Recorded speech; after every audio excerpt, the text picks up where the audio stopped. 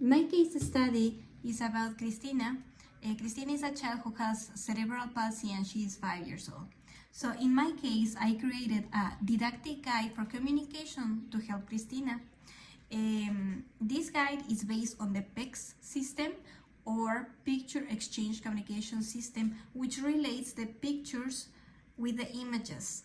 So this will help Cristina to communicate in a second way. Instead of a verbal communication, she can work with the different elements and materials to try to communicate and organize her ideas. It's easy access for her and all the materials are accessible, and trying to work with her fine motor skills as well. The way we can implement this guide is the next one. The idea of this first page of the book is that the child can take out and stick the Velcro pictures relating with the words. So in the second page, a child with cerebral palsy will need help with the fine motor skills. So these pom-poms have magnets behind, and the cards, the PEX cards, also have imams in one side, so the child can move the balls around, or also she can move the cards to create sentences with the Velcro. The third part of this book is the numeracy. So here we have the numbers from 1 to 10, and also the sign minus and plus. So the child can move the numbers around, the child can count the bottoms, and the child will pass the pages. And here at the end, the child can move these pins around the signs to try to work in the fine motor skills of a child with cerebral palsy. The third part is to work in the colors. Learning about the colors will help the child to increase the vocabulary.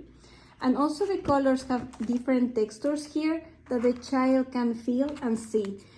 All the tags for each page are in English and Spanish as an inclusive thing, and also it will help the child to increase the vocabulary also in other language.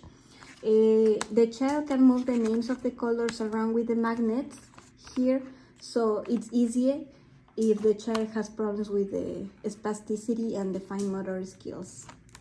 For the final part of the book, we are going to have these boards that work with dry erase markers.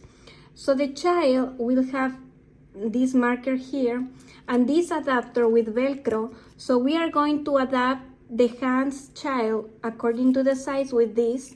So it's easier for the child to hold the marker because of the spasticity. So we can help the child with her movements.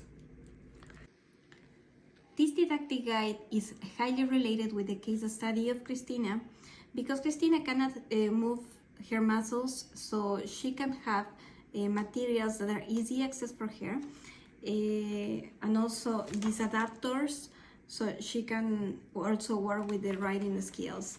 This guide can be implemented in all daily routines or transition times, and also it can be implemented at house as a partner group with the parents.